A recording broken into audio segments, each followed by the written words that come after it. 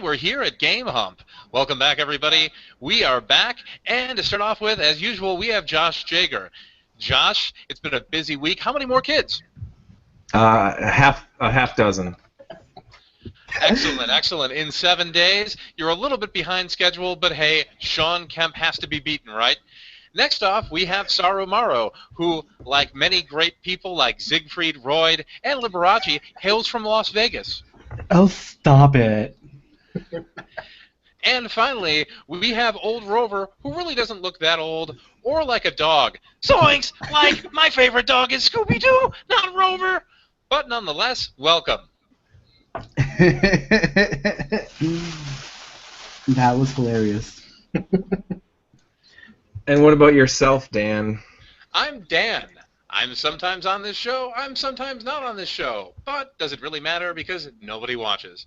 But we're going to be taking a bit of a break in Game Hump, and Josh, do you want to talk a little bit about that?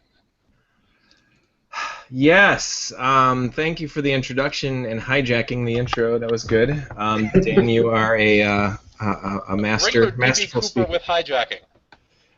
Yes, this is going to be our finale for the I guess first season. This is the 45th episode of the Game Hump on Wednesday nights. That's 45. Wow. Yeah, 45 weeks, but we've been doing this on Wednesday nights at 9 p.m. Central Time. So I think it's a good time to kind of just take a step back and, honestly, it's mostly because I have no free time coming up in the next month or month and a half. So we're going to take a break from the Game Hump for a while, hoping to start up again in either September or October. That is my plan. Well, with 6 babies, we understand. Don't worry. Yes, actually, yes. So I wanted to thank you three for being a part of the show. I want to thank everybody that has been a part of the show in the past. We've had nearly 30 guests on this show over those 45 episodes, so it's been a big deal. I was actually going to make a list and thank everyone individually, but I can't think of all of those people right now off the top of my head, and I was too lazy to make that list. So I just want to say thank you guys for listening. Thank you for making this show fun to do every week. Thanks for all the ideas and contributions from people making suggestions or advice or even criticizing the show, or Dan making fun of it every single week. Thank you to the 5 viewers that are currently watching it. All 5? All 5 of you. Thank you so much. That's a high score for me. And if you ever are interested in being a part of the show, you can always let us know via the Game Huggers Facebook page, which is just facebook.com/GameHuggers. You can check us out on Podomatic and TuneIn for our audio-only podcast. Just do a search for Game Huggers on TuneIn and you'll find us. And then also, if you have any suggestions for me or you want to communicate with me during the podcast, you can tweet me at _Joshua Turbo. Don't forget the underscore, as it is the most important underscore in all of the internet. And look at that! I think we have a message. Show's over. That was quick. I think so. I know. Good job, guys. So anyway, from the Riddler, dear Game Hump, would you like to play a game? Here's a hint. It's a whale. Okay, now do it in the Saw voice. In the Saw voice, like I taught, but he had, I don't know. No. Well, we could try it as a different Batman instead and do it as Kevin Conroy. But we're not going to do that. Boo. Why do we have you here then? You're not going to right? to jump at our beck and call, at our requests. Have you guys seen the trailer for a new M. Night Shyamalan movie? It's called Split. It's about a guy with 23 split personalities. Oh, I see. Anyway, See, post on PCFX? What? The person with 23 distinct personalities, does he post on PCFX? I don't think so. They made a movie about Dan? I don't post on PCFX. Look at how infrequently I post. Anytime I post, I get like sarcastic messages from Esteban that are like, "Oh, you're alive?" So. All right. So this week we have Rove. This is your very first time on the podcast. Thank you for agreeing to be on the show. I'm happy to see you here. Yeah, they twisted my arm, so whatever. The question that's on everyone's mind is how do you pronounce? Is that Nodviet? There's, I don't know, really. There's a correct way, and then there's kind of like the, I don't know, I guess you call it the Americanized way, which would just be called Nodvate. Nodvate. Yes. Oh, cool. I would use German kind of pronunciation, and I would call you Nordweit, yeah. Nordweit. Because it seems like it would sound right. I think it's Swedish, isn't it? Aren't those like little unarts Yes. in your name? Ooh, like my favorite kind of fish, Swedish. Wow. Yes, actually, the name comes from a musician I used to really like a lot. But then I found out that he was really screwy in the head, and, well, by then I had already been established as Nordvate, so I didn't change it. So it just kind of stuck. Cool. But, yeah, whatever. Apparently it's pronounced like Nordvate or something like that. It's something screwy. But That's it. Saru's got it. Nodviet. So, I don't care. You can call me anything but late for dinner. So I don't care. I can't call you late for dinner. What? Yeah, you can't call me late for dinner because I cook it. So. Anyways. Son of a bitch. All Damn right, right. so this is a very very fun and exciting episode that we're doing this week. There's no do not feel pressure. There's no right or wrong answer. But What is this, a game show? Cool. What do I win? Excellent question. What do you win at the Hump Game Show? That's right, you win absolutely nothing. That's one thing for every viewer. Yay! Oh, so no break from the usual. Got it. Would you like to buy a vowel? Yes, Vanna, I would. So, Rover, you Yep. have spent a lot of time in development of in the homebrew market and the homebrew scene for the TurboGrafx 16. Now, have you done any development outside of that for, say, like any other systems, video game consoles, computers, anything like that at Virtual all? Boy. Yeah, have you done any Virtual Boy development? Oh, hell no. No, actually, I originally started on the Commodore 64 back in 1984. Holy crap, that's awesome. Yeah, so I have literally been doing this for over 30 years. Nice. And from there, actually, I've spent quite a few years in the Commodore world, so to speak, long before the internet existed. And from there, it was the PC, doing MS-DOS. And I kind of hung around in the quick basic scene for a few years, doing like QB games and whatnot. Eventually moved on to Windows, and I've also done work for the Nintendo DS Lite. Wow. Have one game release for the DS Lite, but of course, obviously not official. Definitely not official considering it was an adult game. So, Nice. but Make good use of that touchscreen. damn straight. But anyways, it was actually a port of a kind of a, I don't know if it's well known or just like or whatever, but it was a game called Fatal Relations. I don't know if any of y'all ever heard of that. Mm-mm. Sounds like something I would see on the Splash Channel. Yeah, it's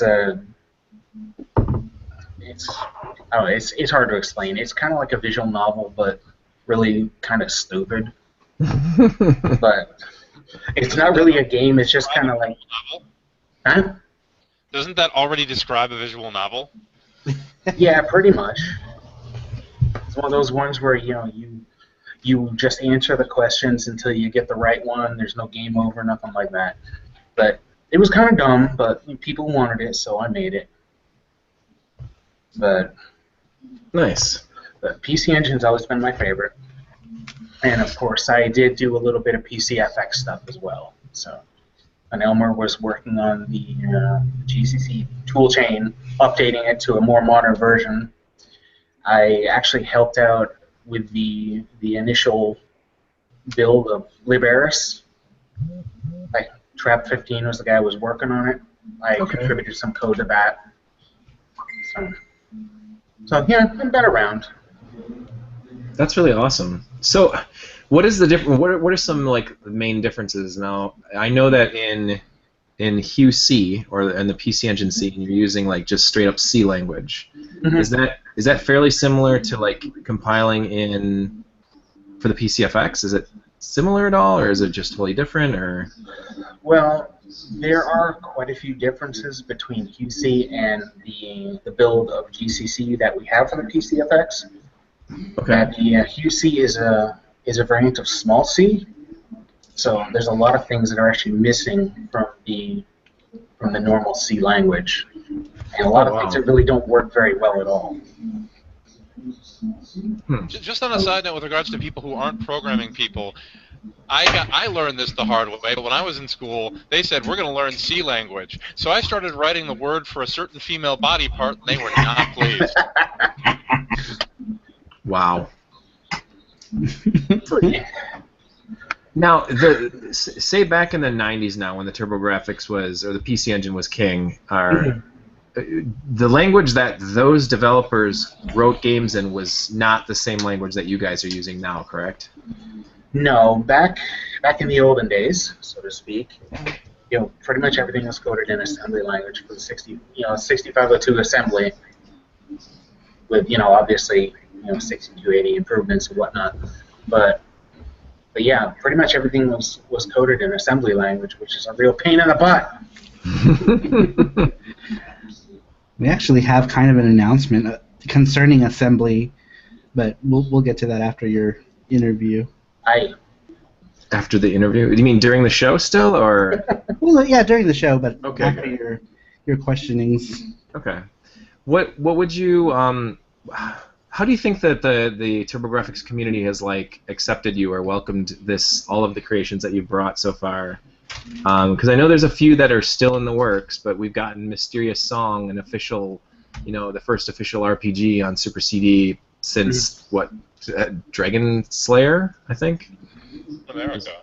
Was that the last one? It depends on your definition of an RPG. Is Exile Wicked Phenomenon an RPG? It's kind of Zelda 2-like. It has an experience system. It's probably more like it's an action RPG. Yeah, action RPG. It's a hybrid. Turn-based RPG, I guess. Yeah. Exile 2 are hybrid RPGs. But, another good example, if you're going strictly with turn-based, Bastille. It's strategy, but it's also a turn-based RPG. That's true. Bastille is military madness style. No. That's actually more Bastille 2. The original Bastille was was kind of like strategy, but then battles were actually real-time combat. Actually, maybe I'm confusing it for the second one. I do have the first one with its terrible dub, though, and why am I thinking it was still grid-based? Yeah, I kind of remember that too, Dan. Actually, so maybe that's Bastille 2. The Bastille that we got in the U.S. it's set up like a strategy RPG or like a strategy war game, but when you get into the actual battle part, it's all like live action, and you're kind of like coasting around with floating around on a mech and you're shooting things. It's more kind of frantic. It's more action than strategy, really. Okay. Because, you get good enough of that game, you can beat down the toughest ATACs with the worst ones you have. So, yeah. So there's a lot less strategy I've never put in a it. whole lot of time into, but I do remember powering it up and it being grid-based and playing kind of like Military Madness, but it's not what I put a ton of time into. In any event, so there's a couple of other projects that Josh brought up, and we'll go over a few of them. I know Lord Cack was involved in Jungle Brothers, or Jungle Bros, depending on what you want to say. That was the dude's name. There was, and I know what you would call it. I think it was Monolith. It was a side-scrolling kind of Zelda 2 dungeon-type game. Yep. That was one that you were working on. There's Lucretia, which has since resurfaced. I remember bug testing that with your old Nando sprites. And then Saromar was telling me about this game called Mysterious Thong, but I'm not sure what he was talking about. Wow. Only the best game ever. That could be my second DS game. Really? Mysterious Thong. Yeah. You gotta like use the picker to like grab the thongs, slap them around. Wow. We would We never make got Island millions. Girls of Puerto Rico, so he needs to make up for it. So, okay, you got a few different projects going on. What is the status of, like, Jungle Brothers? Because that was one that I played, I think, at the Midwest Gaming Classic maybe 3 or 4 years ago, and it looked so awesome. It had really, really well-done parallax scrolling. The gameplay was really fun, and it was like a demo, and we were like, oh my god, I can't wait to see this. And now is it still a thing? Well, it's not a thing really on my end. I did actually hand over all the code and the assets to another programmer, to see if he could kind of pick up where I left off. Okay. The problem was that I, being the terrible coder I am, ended up running out of memory because there was so many sprites, and since the game was about 90% QC code. Very little assembly language. I mean, and QC is just very, very bloated. So Okay. we ran out of memory for it really quick, and I was kind of hitting a ceiling, and just I don't know, just things kind of just fell apart. So Okay. we did eventually want to pick it up again. Him and I had been in contact on Facebook, and we were talking about actually doing a Windows version. Have no memory constraints, no nothing like that. Okay. And actually, Black Tiger, who was involved in some of the later tile work, was actually doing some high def tile work for a Windows version. Nice. And it was looking really good, but it's been a long time. Not Like really I said, I already anymore. handed over all the code and assets to another programmer, and we'll see if anything happens with it. It would be nice to actually see it come to completion. And, well, okay, Dan mentioned Monolith. Mm-hmm. That one, I know that I saw that was recently mentioned on one of the Facebook groups, and you had kind of chimed in saying that's there's a queue of priorities right now, and Yeah. Monolith is not exactly towards the top.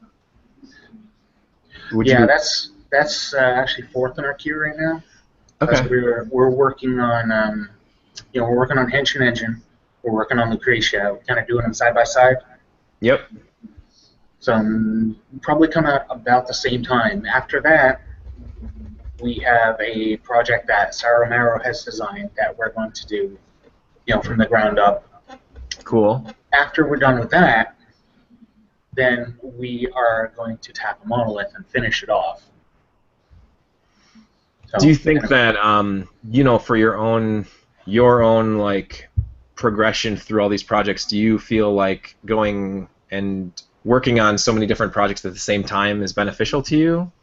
Absolutely. I actually can't usually stick to one project at a time because it burns me out, honestly. Just to clarify, though, right now the only two projects that we're working on at the same time are Lucretia and Henshin Engine. And Lucretia right now only picked up because he got an artist, and that's me. I'm the one who's doing the artwork for it. Lucretia didn't have an artist, so it kind of came to a standstill because a programmer can't make the rest of the game if there's no artwork for it. So now that there's somebody who can make the artwork for it, the game can progress and move forward. What do you use to do the artwork, Saru? Mostly Photoshop. Okay. And that's just making sprites? That's for the sprites, and I draw everything in something called Art Rage. That's really cool. And you did all of the... Outrageous. Oh my god. Yes, that's outrageous. You did all of the art for Henshin Engine, obviously. Right. And how much? What percentage of the art did you redo for Lucretia? Right now, all of the sprite work is going to be redone by me. All Wow. of the character sprites are going to be redone.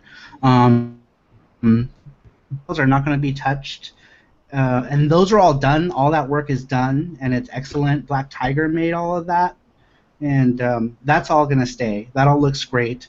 Lucretia actually has a lot of work already done for it, except that a Sure. lot of the sprites were broken. There was all of the sprites in the game were all placeholder sprites, so nothing was animated. Some of the stuff didn't even have complete images. So we're just going to scrap them all and redraw them, and then Rover will be able to put the game together, and he'll be able to finally get that game out. That's awesome. That's really cool. And you guys are suspecting that both Henshin Engine and Lucretia will be out in 2017? Yeah. So Lucretia will follow Henshin Engine very closely. Like we plan on putting that out pretty much as soon as we get that done, whether if it's before Henshin Engine's release date, which right now we're estimating mid-March, or March 22nd actually was the date that I chose for it because of how the schedule is working right now. Mm-hmm. So Lucretia should probably be done shortly after the new year. At this point, a lot of it rests on me. Rover's done a great deal of work on the game, and the game itself is pretty close to completion, but there's no workable art for it right now, and that's where I come in. So right now it lies on my shoulders. So I know he's gotten a lot of inquiries as to why the game hasn't been released, and now people know delays are a common thing in the gaming industry, and especially with Homebrew, where it's not a giant company making these games. It's real people with real lives, with families and jobs and stuff. And so exactly, I don't know. Beggars can't be choosers. That's why like anything that comes out in the Homebrew world for the Turbo, it's like even if it's something like what was BT Garner's most recent game from Mindwreck? It was Hypernova Blast, but I thought somebody else programmed that.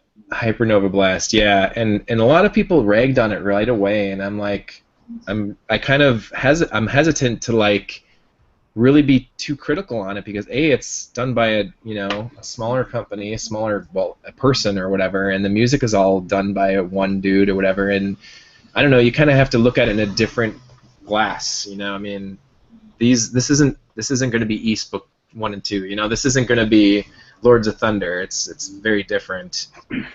Which, though, to your credit, though, I thought, honestly, playing Jungle Brothers and seeing some of the Lucretia and Henshin Engine gameplay, those games look like they honestly could have come out in the mid-90s for the Turbo by major companies like Masaya? Yeah, I love the first level of Henshin Engine. I think that's awesome. The music's really awesome. It reminded me of a Messiah game, for sure. That's funny. A lot of the inspiration. Before we get too far off topic, Josh, I think one reason Hypernova Blast got a lot of people complaining about it was it came out right around the same time as Atlantean. And while Hypernova Blast is certainly a well put together effort, Atlantean was a considerably more impressive technical feat and more elaborately designed game and a little bit more fun to play. And I think there were immediate comparisons made between the two of them, and everybody said, if I'm going to play a Defender clone on the Turbo, I'm getting Atlantean, and I think that's it. With regards to Henshin Engine, I just want to bring up one other thing, is that I like the sense of humor the game has. I made it to probably the first level boss, and let's just say it was a mega surprise the way you decided to turn that. I don't know the genesis of your thoughts there, but no pun intended. Say ga or not, whether or not you had an idea in plan. So, yeah, her name is Jenny because of the genesis, and one of her desperation move is something called Process Blaster. That's amazing. So That's the awesome. game's going to have a bunch of little things like that, though, a bunch of little nudges, much like the comic does. The comic has a bunch of little Yes, it Easter does. eggs in it. So You the game's guys, going to be the same. the webcomic that comes out once or twice a week. Is it? Yeah, we release 2 or 3 pages a week. So we just now started putting all of the next volume on Facebook, Nice. and we've sent it to Paul. He's going to be putting up the complete volume on pcengine.co.uk. Yep. Or the collected volume. That's awesome. It's really good. I have enjoyed it so far. And you guys just celebrated like what 45 pages or something or 40. 40? Nice. Yeah. Nice. Between the first volume and the second volume, it's 40 pages. He's catching up to Game Hugger episodes. Yeah, and we're taking a break for a little while, so you guys will be able to surpass us in a few weeks. But yes, I think that when you get a full chapter done, not to say that you haven't already done chapter, but I mean entire story arc done, I fully expect a hard physical version of the book. I want that so bad. With my copy of Henshin Engine. That's the idea. So the physical book is going to be a 60-page book. Nice.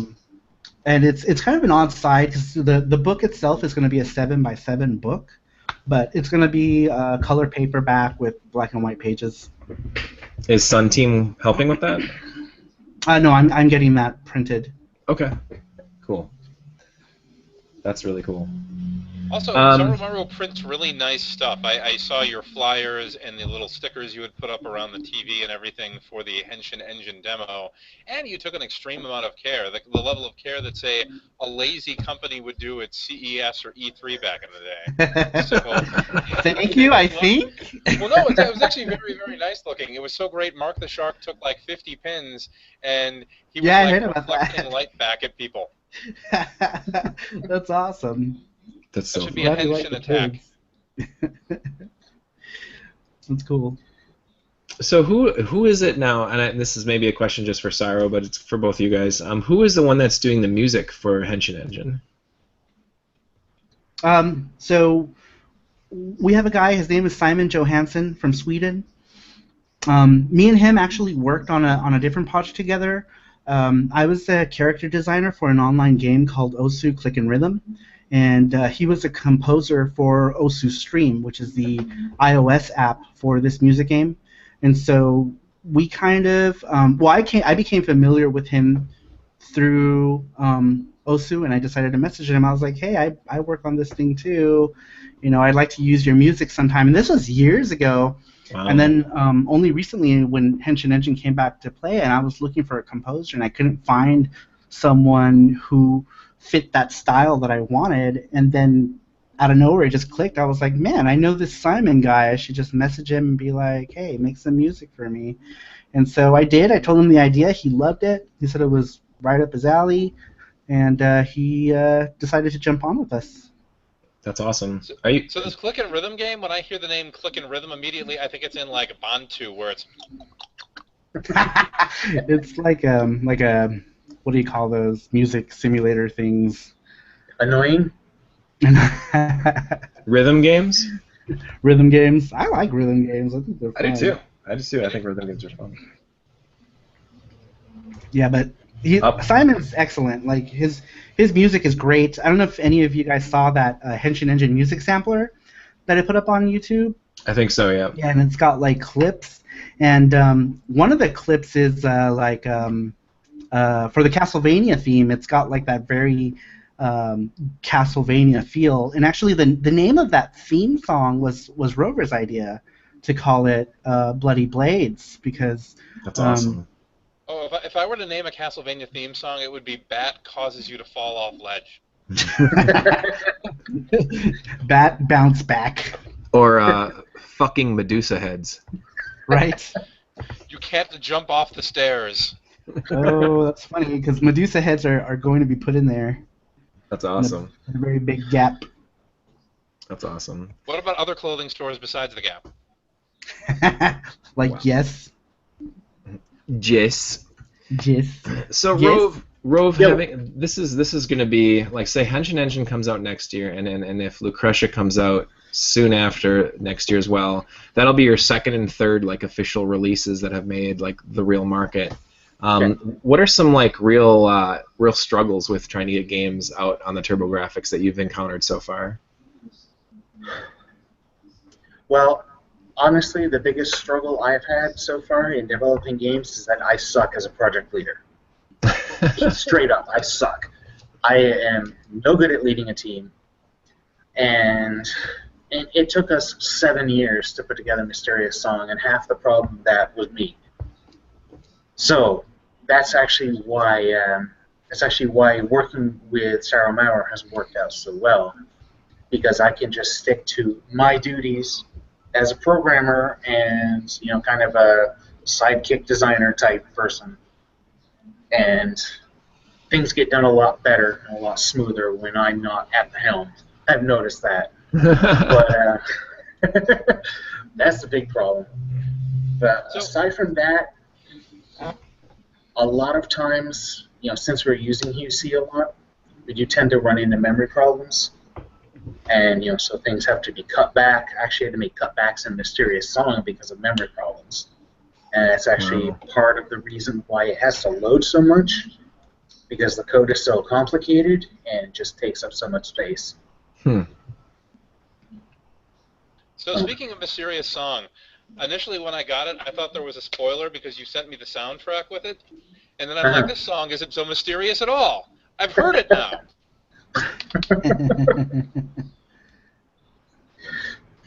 It's fairly mysterious. I love the DVD so much with what was it, Kirano, who did the big like discussion between like him and like all the other people and all the other characters and stuff. I thought that was so funny.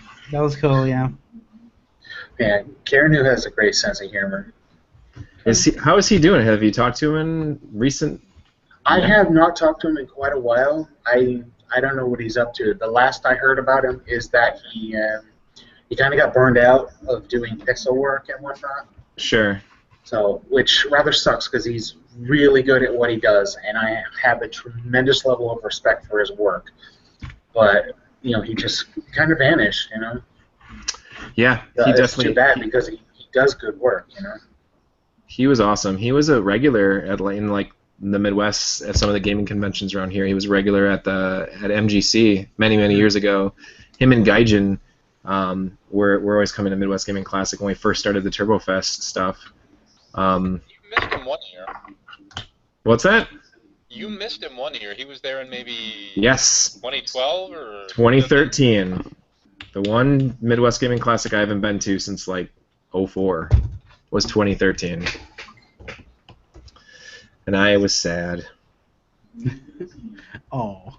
But I miss Kirano and I miss Laser Dorks. That was a fun website. Yeah, it was. I don't know if you guys remember that, but it was a little website put together by them, and it was just like the most ridiculous stuff. They had like high score challenges and like hints and tips, and it was mainly around like TurboGrafx, but they talked about just about everything. And I remember specifically like they had like codes and tips and tricks section for video games, and one of them was Lords of Thunder, and you clicked on Lords of Thunder, and then the only tip it said was use Earth armor. Like that's the best tip possible for that game. It's so funny. It's true. I like water. Really? Really, I had a system of just building up lots of money in the... I would kind of go through it counterclockwise, starting from the top though, and I would go clockwise. I would start from the top and just go around, and I would use water, and I get lots of money and buy lots of lives and things, and then beat the middle of the map. Huh. Do you know if you can play levels over again? No. I don't. As far as I know, you cannot. I think they're grayed out once you play through them. Yeah. They are, but that'd be a neat little trick if you could like reselect them by like holding select or some kind of a Super Mario type trick or something. It'd be a way to farm. All about the money. Yep. There's the 10,000 coin code if you wanted to use it. That's true. Yeah, it's in the 10,000 coin thing in the boss rush mode as well. Yep. Yeah, Lords of Thunder is amazing. But okay. So, which is why we're doing a. Oh, should we tell him, Saru? Yeah, please Yes. do. Yeah. So one of the levels in Henshin Engine is actually based on Lord of Thunder. oh man, that's amazing. So is it going to be like a shoot 'em up scene, Yes. like type thing, where your character's floating, or? Yep. Is the boss in the game going to be Lord, the like Australian pop musician, and it's going to be Lord of Thunder? I hope so. I was thinking it'd probably be better to make it Justin Bieber because everyone wants to shoot him down. That's amazing. If your character sprite gets too close to the ground, do they run with the ground? I'm planning on it. That would be so cool. Yeah. So if Rover can program it, which I'm sure he can, That's a piece of cake. walk in the park for him, then Or yeah. a walk in the level. That's awesome. That was one of my favorite things about Lords of Thunder, is like you could run across the bottom or whatever. It was awesome. Yeah, there's a lot of detail. They paid attention to detail in that game a lot.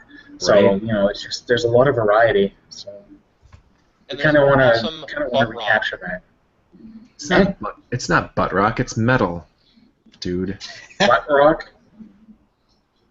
Yes, you've never heard the term butt rock. Someone give this guy a butt rock. Butt rock. Are you talking about the Flintstones? Well, Barney, I got a butt rock over here. Well, Fred. Oh, that's bedrock. That's bedrock. Never mind. I heard butt rock too.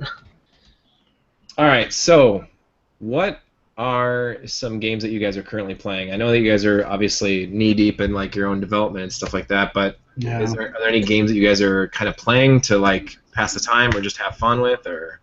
Well, I haven't had any real chance to play any games, but hopefully that'll change soon, because one of the things that I wanted to mention is that our team has gotten bigger. Because so I do the sprite work for it and all the artwork. We now have somebody who does the tiles, who we're leaving it up to him to reveal himself on the forums. He's somebody a lot of people already know, but we'll just leave it to him to announce that.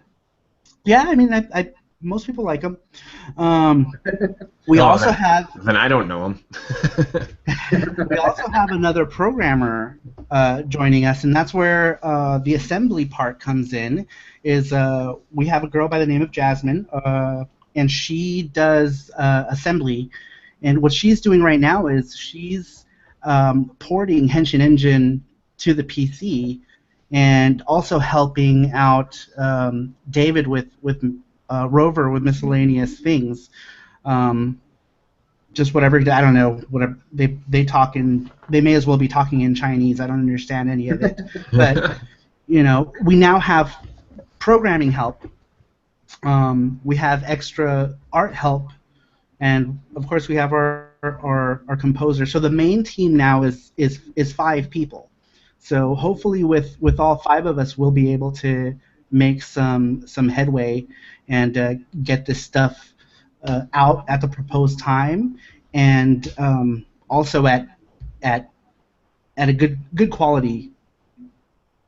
Well, not only that, with 5 people, you can also make excellent turkeys for Thanksgiving that you can trace and hand out to people at dinner. So it works out great. You just held your hand up like that, and I'm just thinking, like, 5 people. 5!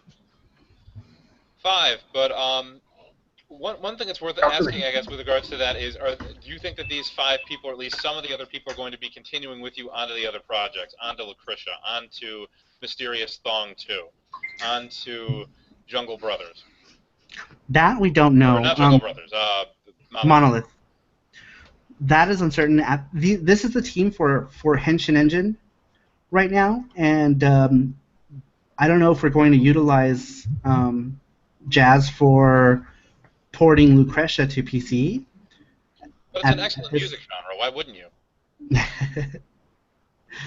But she, for now, she's on, and it's good because we could use all the extra help we can get right now Also, to one get other this stuff cool- finished. just based on your pronunciation of the word miscellaneous, that should be a level, and it's like, this is a miscellaneous level, and it's actually a level involving missiles, and maybe you have to hop from missile to missile to missile to missile, and you can call the level miscellaneous. Oh, Dan. You are brilliant! Well, excellent idea, sir.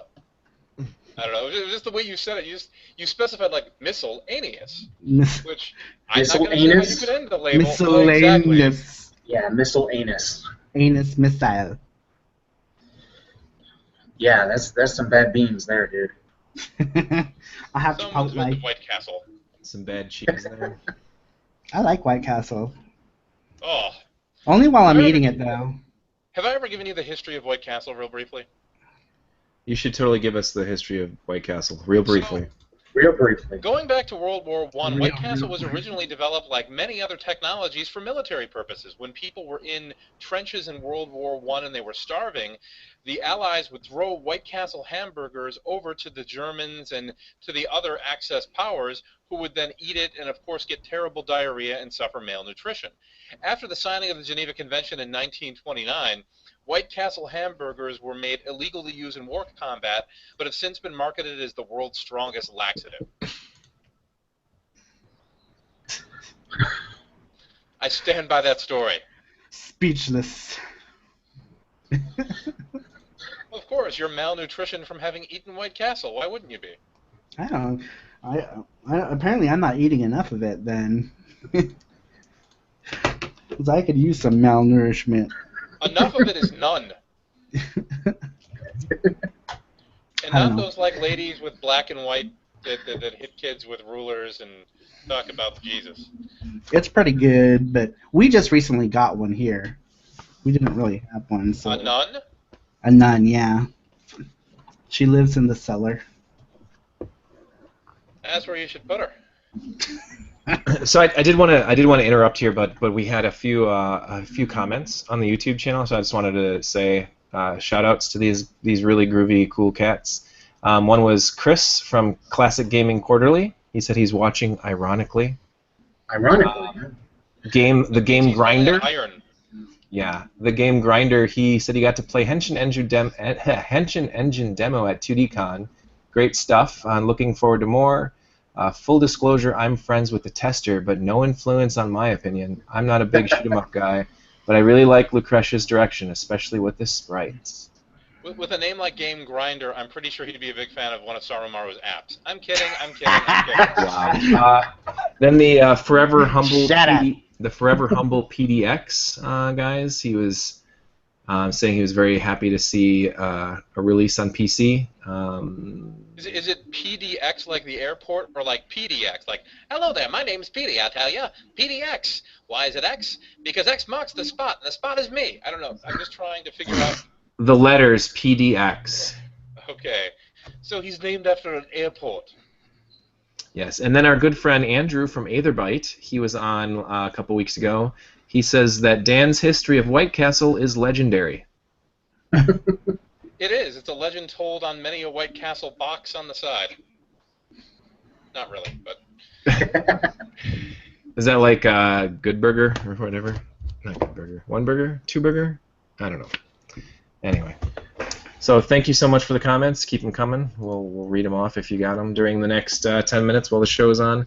That's cool. That's actually the most comments I've seen while the show's happened, right? You know, we've gotten a few in the past, but I honestly never really realized that I could just click on the video and read them off during the show. So yes, but I agree. This is probably one of the more commented on videos in quite a while. Although I think the Aetherbyte one we did a few weeks ago, that one, like, while we were recording it, went viral or something, because when I woke up the next day, we had over 1,000 views, and there was a ton of comments, although most of them were from Chris Alimo from Classic Gaming Quarterly saying that the quality of the video is so terrible. That was pretty much all the comments. Well, because compared to his, like, have you seen his videos are really nice. Like, he puts together, like, really great stuff. Yeah, they're no game hunters, but they're all right. If we were to compare this video to Classic Gaming Quarterly, would we be like Classic Gaming Nickel-Lee? Wow. What about Diamond? I did a Gen Con video a week or two ago that I thought was pretty good quality. And then I played Roller Games. I recorded that one. I thought that was pretty good quality. Who would I want to go to a saw- Genesis convention? I mean, Gen Con. That's not what that means. It's from Lake Geneva. I'm sure he knows. hey, I got a private message about the show.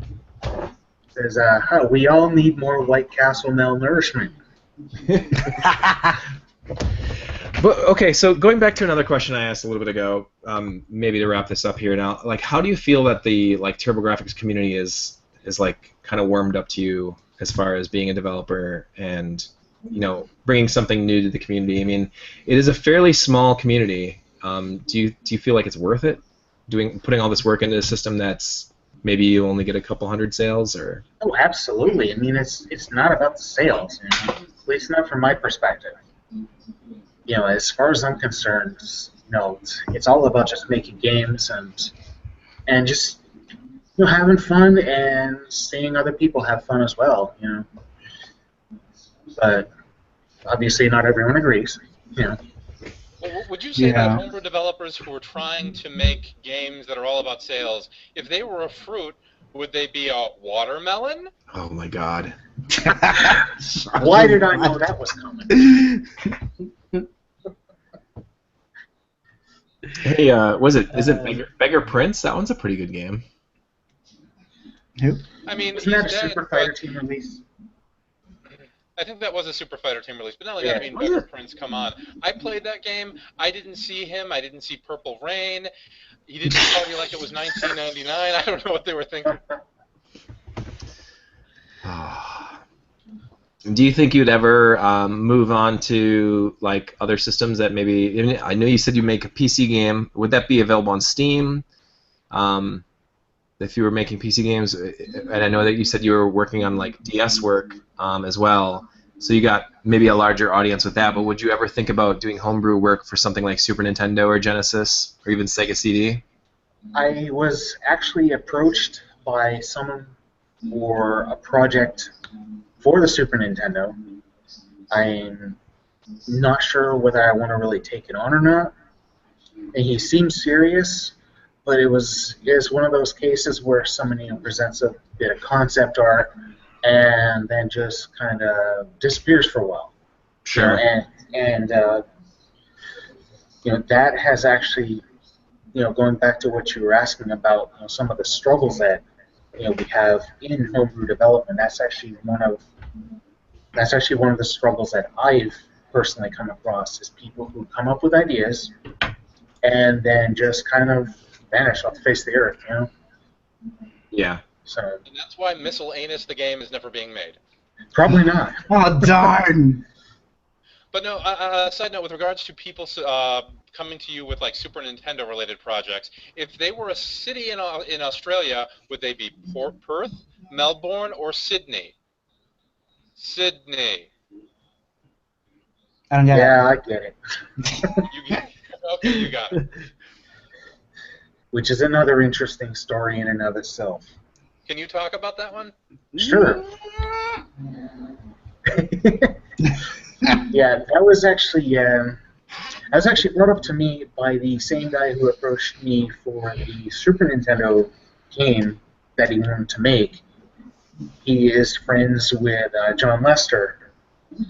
Then I got a hold of them and started working on a port of Sydney 100 and the Caverns of Death. Got a little ways into it, and Sarah looks like he's about to explode there.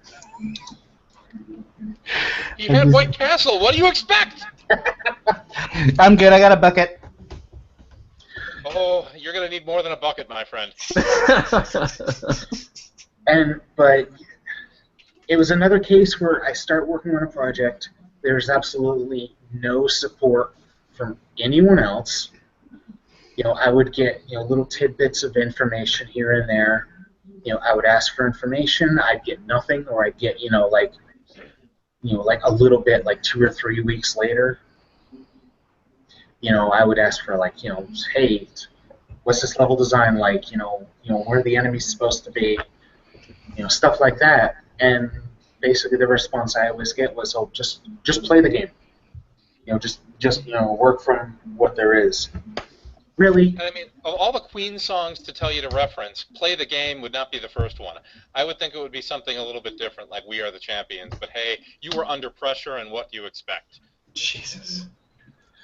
But someone even tried justifying it by saying, "Oh, that's the way they all made it back in back in the '80s. When they did arcade ports, they just played the game and went on with whatever they came up with." I was like, "Yeah, great.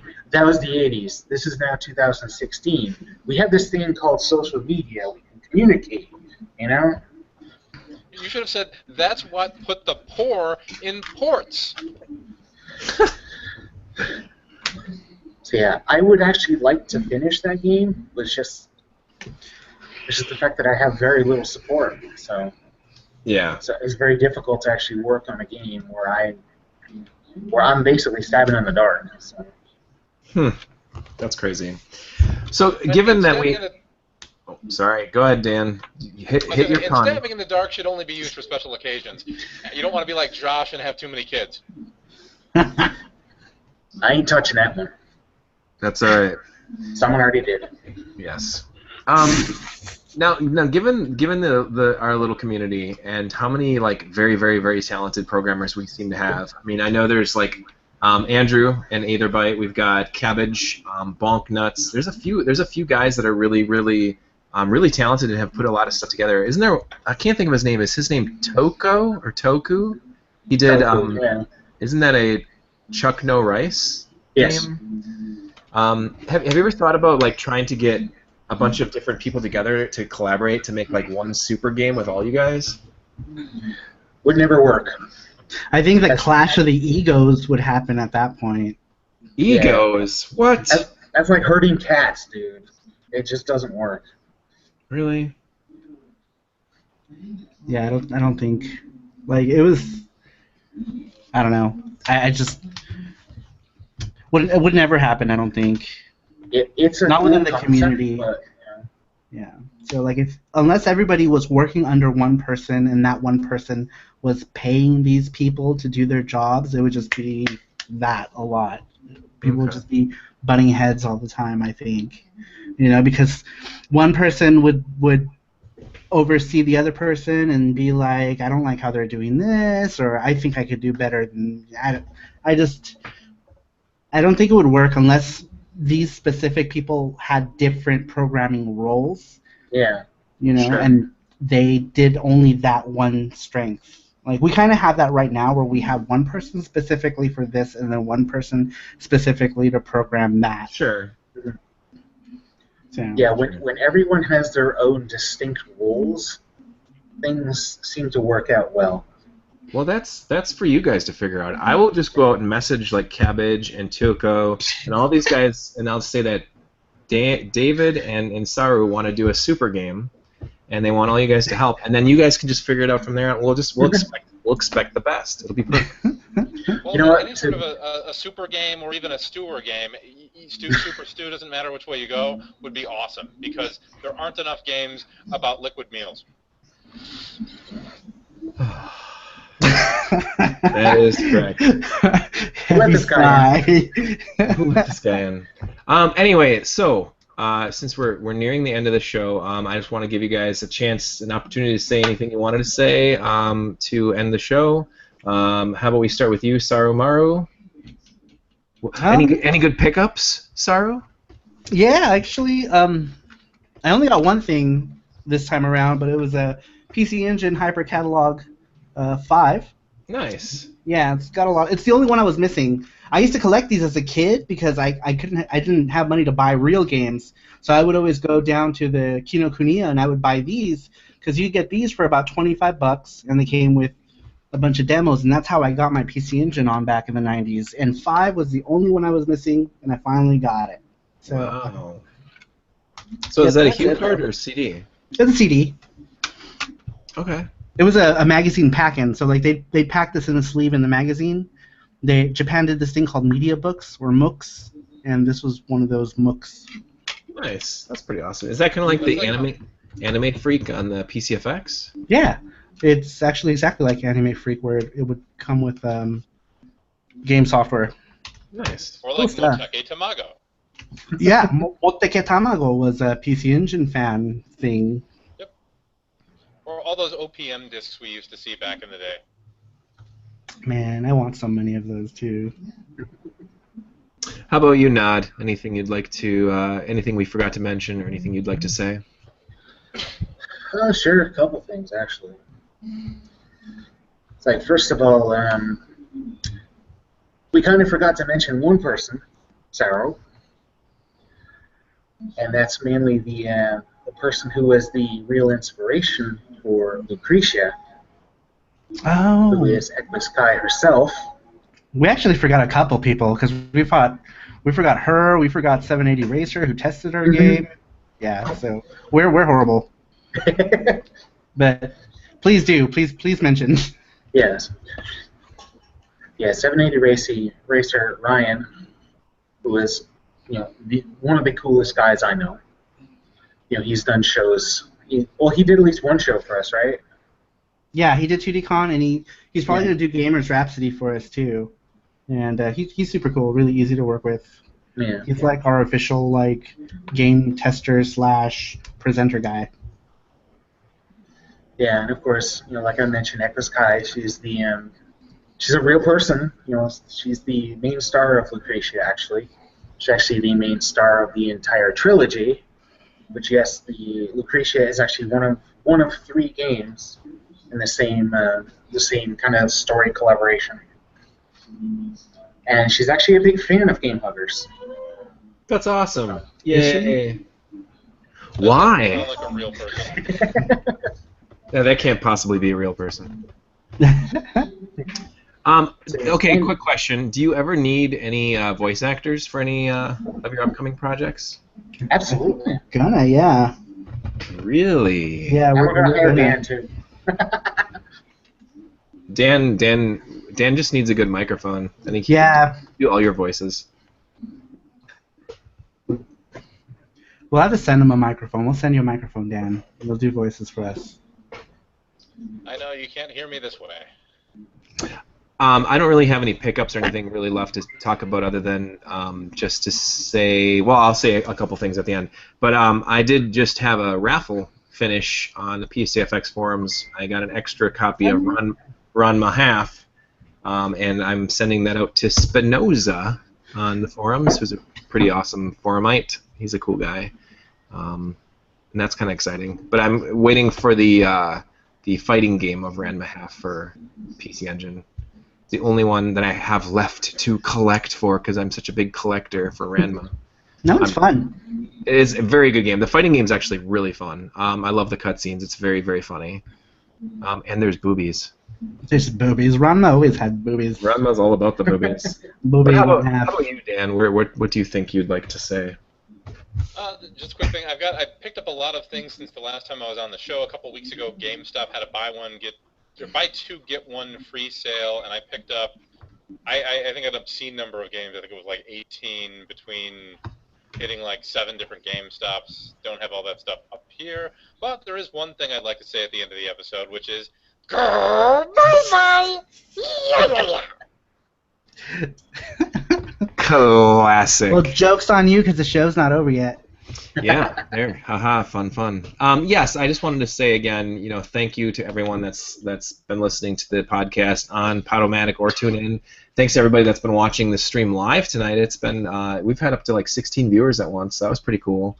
Wow. It means there's definitely some interest in the show, which is great. And then everyone else that's watching the video later on, even if it's not live, is just as cool. Go ahead and feel free to leave comments, ideas, questions, anything like that. Even criticisms. That's cool too. I'll delete them, but I read them. I'm kidding. But it's cool to see that. And then everybody out there that's been a part of the show, all of our guests in the past. Thank you guys so much for being a part of the show as well. It's been a lot of fun doing this. We will pick it up again. Just needing some time these Wednesday nights. Are tough, mostly because all the planning that goes into our upcoming game festival that's on September 3rd on Labor Day weekend. It's a 2-night thing, and I have a feeling that I'm going to miss a couple Wednesday nights just because of the planning for that. on top of kids, family, work, yada yada yada, all that jazz. So we're definitely going to take a break for a little while and pick it up back again. HughCast. From the next. Oh yeah, I could do a HughCast. That's actually a lot easier than doing these. No, I shouldn't say that. The HughCast is more work, but I can always do a little bit here and a little bit there. Whereas I think it'd be cool. This is like dedicating an hour. Yeah, at least until to fill that gap. The thing about doing the live HughCast was we would have people come in and ask if they've heard of Kevin Courage for Super Graphics. So that was fun. Yes, it was. You guys heard of Kelvin Coolidge? He's in the alphas, in the beta zones. I love that guy. That's my favorite. You guys ever heard of the Super Graphics? Yes, there's one right next to you. Oh. Yeah, that's a true rare? story. That was from a few years ago. This guy just comes in right while we're recording a podcast at TurboFest, Midwest Classic, 2014 maybe it was. That was longer ago than that, I think. 2013 maybe. Yeah, I felt bad because the guy was just really excited. He walked in and he was like, "This is awesome. There's a whole bunch of turbo stuff in here." But he's talking to us who, we're such fucking egomaniacs. We think we know everything, and we kind of do. But he's like, "Oh, I remember Kelvin Coolidge in the beta zones. Oh, I remember. Did you ever heard of the Turbo Super Graphics?" We're like, "Yeah, Turbo Super Graphics 16 Duo." I remember Super Bonk. That's a good one too. It's like, just leave, please. You don't know what you're talking about now. Poor guy. Yeah, but it was funny because it was on our podcast. So when I go back and listen to it later, we're like talking about something. We're in the middle of a conversation. I think Dan actually asked the question on the podcast, which was a good question. Which is there any game on the TurboGrafx that's better than Super Mario Brothers 3?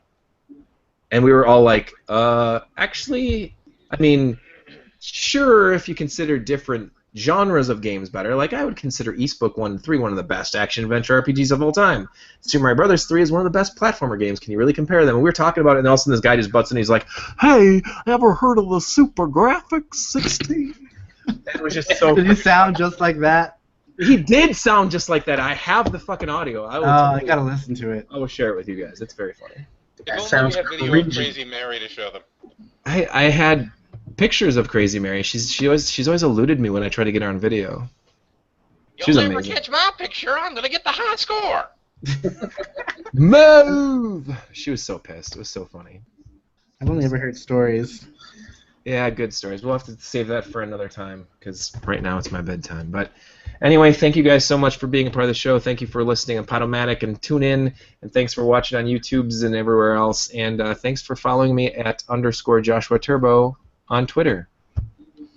And you can check everybody else out on their perspective links, saromaro.com, David Lee Perry's Eponosoft, and of course, Dragon Master Dan as a forum member on PCEngineFX.com. Thanks, guys. Have a good one. Bye, y'all. See you in Mysterious Song 2. I search for more money. Bye-bye, guys.